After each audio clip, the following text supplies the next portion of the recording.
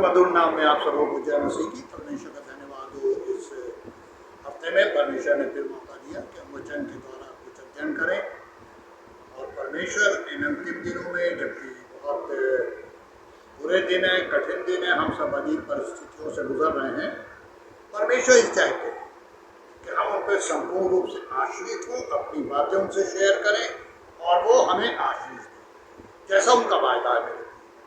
वचन बार बार एक ही बात सिखाता है, मेरे पास आओ मैं तुम्हें दूंगा। प्रभु ने कभी नहीं कहा मुझे दो, अपने को दो। वो हमें मांगते हैं और हमें सब कुछ देने के लिए तैयार। इतनी परिस्थितियाँ खराब होती हैं, बीमारियाँ आती हैं लोगों पे, मुझ पे भी आई, 6 महीने इलाज हुआ, लेकिन परमेश्वर ने एक दिन भी नहीं छोड़ा, आज भी नहीं छोड़ा। आज भी रखा हुआ है आराम से। कोरोना फैला, हम लोग बाहर आते जाते रहते हैं, परमेश्वर ने उससे भी हमारी रक्षा की। कितने लोगों का फ़ोन आता रहता है, कोरोना से ग्रसित हैं, प्रेयर के लिए फ़ोन करते हैं और हम उनके लिए परमेश्वर से मांगते हैं वरदान और धन्यवाद करते हैं कि परमेश्वर ने अद्भुत रीति से सबको संभाल रखा है। आज हम अपने प्रकाशित वाक्य के 7वें अध्याय को ख़त्म करेंगे, उनकी 17वीं आयत में। और यहाँ लिखा हुआ है, क्योंकि मेमना जो सिंहासन के बीच में है। मेरे प्रियो, बाइबल बताती है कि यीशु मसीह सिंहासन के बीच में है। सामने परमेश्वर का दर्शन है, 4 प्राणी उनके सामने, और फिर उसके बाद 24 प्राचीनों के सिंहासन लगे हैं।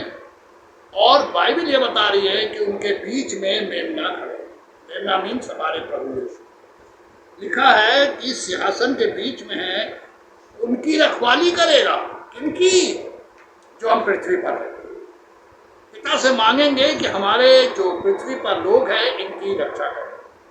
मेरे प्रियो, अगर हम सुबह उठें और अपना थोड़ा सा समय परमेश्वर को प्रार्थना में दें और उनसे दिन भर के लिए सामर्थ्य और शक्ति मांगें, तो परमेश्वर का वायदा कहीं ये नहीं है मैं नहीं दूंगा। हमेशा ये कहते हैं मैं दूंगा, और मेरे प्रियो देने वाले परमेश्वर है। लेकिन शर्त क्या है? अपनी सुरक्षा कवच हम परमेश्वर से मांगे, परमेश्वर की ओर से मांगे। कोई दवाई, कोई मेडिसिन, कोई डॉक्टर आपको सुरक्षा कवच नहीं देगा। अगर कोई दे सकता है तो हमारे परमेश्वर प्रभु यीशु। और मेरे प्रियो, ये बहुत ज़रूरी है कि वो मेमना जो हमारे सिंहासन के बीच में हमारी रखवाली करे। कितनी प्यारी बात हो। परमेश्वर यीशु मसीह के द्वारा हमारी रखवाली करेंगे। आगे क्या लिखा है? और उन्हें जीवन रूपी जल के सोतों के पास ले जाया करेगा। जीवन रूपी जल, बाइबल में लिखा है परमेश्वर के सिंहासन के सामने जो नदी बहती है, उसमें जीवन रूपी जल। इसीलिए यीशु मसीह ने उस सामने स्त्री से क्या कहा? यदि तू जानती कि जो तुझसे बात कर रहा है मांगती, वो तुझे जीवन का जल देगा। मेरे प्रियो, ये जीवन का जल इस पृथ्वी पर मिलता है। शर्त क्या है? हम इस लायक हो, हमारा शरीर इस लायक हो कि ये जीवन का जल हमें मिले। जीवन के जल का मतलब ये नहीं कि हम कभी मरेंगे नहीं, स्वर्ग में जाने के बाद अवश्य कोई नहीं मरेगा। लेकिन मेरे प्रियो, जीवन के जल का अर्थ ये होता है कि हम में प्रभु यीशु का जीवन मुक्त है। हम उनके तरह चलेंगे, उनके साथ चलेंगे, उनके पीछे चलेंगे, और हमारा जीवन एक सच्चा मसीह मार्ग की ओर चलेगा। परमेश्वर हमें बहुत कुछ, हम बार बार कहते हैं, बहुत कुछ देना चाहते हैं, लेकिन हम ले नहीं मांगते। अब वो सामरी स्त्री ने क्या कहा था यीशु मसीह से कि मैं इतनी दूर जो जल भरने आती मुझे दे दे, मैं आने आऊंगी। वो शारीरिक जीवन जल की बात कर रही है, प्रभु यीशु अपनी जीवन की जल की बात कर रहे हैं। लेकिन उस सामरी स्त्री के जीवन में रिएक्शन क्या हुआ? लिखा है वो सामरिया में गई, उस गांव में, और जाकर उसने सबको बताया, क्योंकि प्रभु ने उसके जीवन के बारे में बता दिया कि वो पति कर चुकी थी, और जिसके संग अभी थी उस वो भी पति नहीं थे, यानी 5 पति कर चुकी, और जिसके संग अभी इन्वॉल्व है वो पति नहीं है। वो बैठ जाती थी किसी का। आज ये बीमारी बहुत फैल गई है, लिव इन रिलेशनशिप। कितनी अजीब सी बात है कि आज ये बीमारी फैलती जा रही है। और अजीब सी बात यह है कि हर परमेश्वर दो चीजों से दिल से नफरत करते हैं। एक आइडल्ट्री, हम किसी के भी शक्ल या सूरत बनाए। लोगों को देखा है घर में माँ बाप की फोटो टंगी हुई है, बेचारे अब नहीं है, वहां हाथ जोड़ के खड़े हो जाते हैं। क्या प्रभु को अच्छा लगता है? नहीं मेरे प्रभु क्या चाहते हैं? तुम मेरे पास और मैं तुम्हें दूंगा। अब लोग कहते हैं हम कहाँ कंसंट्रेट करें। मेरे प्रिय लोगों को मैं एक ही बात सिखाता हूँ, हमेशा कहता हूँ जो मैंने सीखा। पवित्र आत्मा परमेश्वर से सामर्थ्य मांगते हैं कि वो प्रभु यीशु के चरणों में हमें बैठाएं और प्रभु यीशु हमसे बातचीत करें। और जब इन दिनों में इस और प्रार्थना को डीपली कर रहे हैं तो मैं हमेशा इस दर्शन को देखता हूँ कि प्रभु यीशु के चरणों में सामने बैठा हूँ, प्रभु यीशु बैठे और बातचीत हो रही है। मेरे प्रियो, परमेश्वर ये चाहते हैं कि हम अपने सारे बोझ, अपनी बीमारी, अपनी तकलीफ, अपनी सब बातें परमेश्वर से करें। और वचन में लिखा है कि जो कोई मेरे पास आएगा मैं उसे कभी नहीं निकालूंगा। ये वायदा है, मैं नहीं निकालूंगा, मैं उसके संग रहूंगा। लेकिन मेरे प्रियो, यहाँ क्या लिखा है? मेमना उनकी रखवाली करेगा। वो हमारे संग रहकर, हमारे अंदर रहकर हमारी रक्षा करने के लिए तैयार। हम कहीं भी हो, किसी भी परिस्थिति में हो। मुझे याद है एक बार एक प्रचार के ड्यूरेशन में मुझे एक घर में रुकाया गया और वो घर बहुत हॉन्टेड था। जो उनका कमरा था, लोग उसमें कोई रहते नहीं थे, बहुत ज़्यादा हॉन्टेड था। वह दुष्ट आत्माओं का राज्य था और वो घूमती रहती थी। और जब मैं वहाँ था तो मुझे कुछ लगा यहाँ आसपास कुछ है, क्योंकि ये परमेश्वर ने गिफ्ट दी कि महसूस होता है। घर में घुसूंगा, महसूस होता है इस घर में क्या है। मेरे घर में कुछ आता है, मुझे महसूस होता है। बगल में कुछ है, महसूस होता। और फिर मैंने प्रभु को पुकारा, प्रभु यीशु आप अपनी महिमा दिखाइए। और एक अजीब सी आवाज आई और एकदम सन्नाटा, और प्रभु ने एक अच्छी ली। दूसरे दिन उन लोग आए, लोग बहुत परेशान भी थे, क्योंकि उन्होंने रोक तो दिया था कमरे में, लेकिन उन्होंने मालूम था क्योंकि उनका बाहर कोई जगह नहीं थी। सुबह आए, मैं सो रहा था, नॉक किया, दरवाजा खुला था, अंदर आए, बोले नींद आई सर। मैंने कहा बहुत अच्छी नींद, प्रार्थना की, सो गए, लेकिन आपका ये घर हॉन्टेड है, शैतान का अड्डा है। तब पता चला उनसे पहले जो रहती थी कोई लेडी, वो ये कार्य करती थी, भूत सिद्धि में।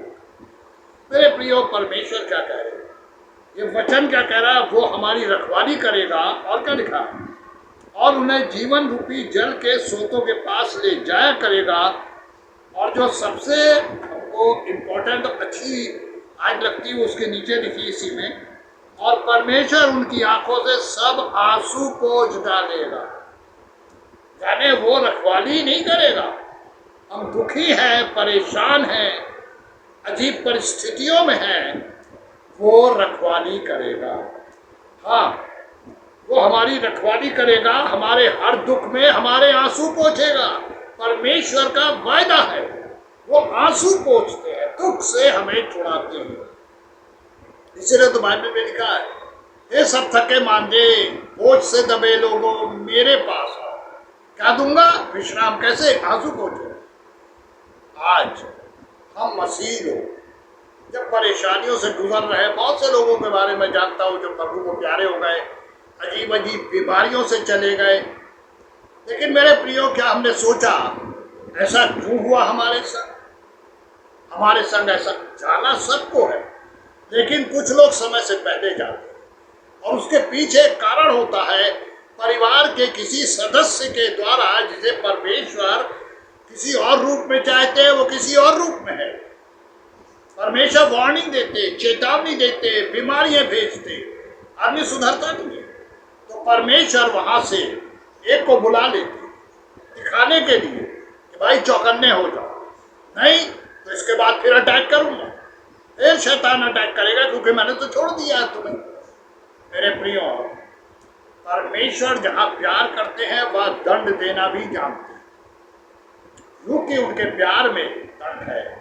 बाइबल ये कहती है, क्या माँ बाप अपने बच्चों को सुधारने के लिए छड़ी नहीं उठाते? माँ बाप को परमिशन की परमिशन है, गुस्सा करो, बच्चों पर छड़ी उठा सकते हो, क्योंकि मार पिलाना है। तो क्या परमेश्वर हमें मार पिलाने के लिए ऐसा कार्य नहीं करेंगे? हाँ, करेंगे। लेकिन मेरे प्रियो, शर्त क्या है? शर्त यह है कि अगर वो हमारे आंसू पोंछेंगे तो उसके पीछे रखवाली भी करेंगे। और एक बात और, वो ये कि क्या हमें ये श्वेत वस्त्र मिला है, जो मैंने पिछली बार भी कहा था। आज परमेश्वर, हम जितने भी परमेश्वर को प्यार करने वाले जन हैं, उनसे बस एक ही बात चाहेगा, वो ये कि हम अपने सारी बातें प्रभु से शेयर करें। इन दिनों में जबकि सब तरफ महामारी है, अजीब सी परिस्थितियाँ चल रही हैं, परमेश्वर क्या अपने बच्चों की रखवाली नहीं कर सकते? क्या वो अपने बच्चों को संभाल नहीं सकते? क्या वो अपने बच्चों को आशीष नहीं दे सकते? मेरे प्रियो, परमेश्वर सब कर सकते, लेकिन हमारे कर्मों की वजह से हम कुछ कर्म ऐसे करते हैं जिनकी वजह से वो हमें ताड़ना भी दे। पहले हल्की ताड़ना, फिर उसके बाद उससे बड़ी ताड़ना, और उसके बाद और बड़ी ताड़ना। अभी मेरे पास एक फोन आया, एक बच्चे को मैंने देखा, उन्होंने फोटो भेजी, आईसीयू में 8 साल का बच्चा है, आईसीयू में है, और डॉक्टर जवाब दे चुके हैं क्योंकि उसकी बीमारी समझ में नहीं आ रही। सारे टेस्ट हो चुके हैं, कोई बीमारी समझ में नहीं आ रही है। माँ बाप दोनों स्कूल में टीचर है, और एक छोटा बच्चा और है। मेरे प्रियो, जब उसकी मम्मी ने मुझे फ़ोन किया और अपने बच्चे की फ़ोटो भेजी, जो मैंने मंगाई थी प्रेयर के लिए, देखने के लिए, तो मैंने उनसे एक क्वेश्चन पूछा कि क्या ये जब बच्चा आपके पेट में आया था तो आपके घर में कोई रुका था क्या? बोली हाँ। मैंने कौन था बताया उन्होंने। उनके एक दूर की रिश्तेदार थी जिन्होंने अन्य जाति में शादी की, वो आई थी, वहाँ रुकी थी। मैंने कहा उसी की वजह से ये बच्चा आपका छोटा नॉर्मल है और ये मौत की गोद। उन्होंने कहा बचा लीजिए। तो मैंने उनके साथ प्रार्थना कराई, प्रार्थना में थी मेरे संग, मेरे पीछे पीछे प्रेयर कर रही थी, परमेश्वर से वरदान मांगा, और मेरे प्रियो, वो बच्चा बच गया। उन्होंने फोटो भेजी, उसको बैठे हुए खेलते हुए, 3 दिन में उठ के खड़ा। परमेश्वर क्या नहीं कर सकते रे, जो 4 दिन के लाजर को आवाज दे के कब्र से बाहर बुला सकते। एक विधवा के बेटे की अर्थी जा रही थी, प्रभु यीशु ने हाथ लगाया, अर्थी रुक गई, जवान को उठा के खड़ा कर दिया। वो क्या हमारी बीमारियों में साथ नहीं देंगे? क्या हमारे दुखों में साथ नहीं देंगे? क्या हमारे संग रहना नहीं चाहते? लेकिन हाँ, जरूर कुछ ऐसा हमारे जीवन में होता है जिसकी वजह से दूसरे को ठोकर भी लगती है, और हम दूसरे के पतन का कारण भी होगा। परमेश्वर करे कि जब इन अंतिम दिनों में हम जी रहे हैं, हम चौकन्ना हो जाए। प्रभु हमारी रखवाली करने के लिए तैयार है, प्रभु हमारे घर में रहने के लिए तैयार है, हमारे सारे आंसू पोंछने के लिए तैयार है, हमारे दुख उठाने के लिए तैयार है, बोझ उठाने के लिए तैयार है। पर शर्त सिर्फ एक है, और वो ये है मेरे प्रियो, अपना बोझ यहोवा पे डाल दे दीजिए। तकलीफ प्रभु से कहिए, बीमारी प्रभु से कहिए, घर में पैसे की तंगी है प्रभु से कहिए। हम दूसरे के सामने हाथ फैलाते हैं, प्रभु के सामने फैलाने में शर्म आती है क्या? नहीं मांग सकते प्रभु से, प्रभु में पैसे चाहिए दे दीजिए। लेकिन मेरे प्रियो, हमारी आदत गंदी है ना, हम लोग भौतिक चीजों पर भरोसा करते हैं, जो सामने दिखती है। प्रभु दिखते नहीं ना, तो हम भरोसे ही नहीं करते। होने दीजिए कि आने वाला समय प्रभु के चरणों में हम गुजारे, प्रार्थना में जीवन रखें, और परमेश्वर की आशीष उतरेगी और हम आशीष उतरेंगे। आज इसी वचन के साथ आपको परमेश्वर के नाम में आशीष मिले, और परमेश्वर आपको आशीष करे। आमीन।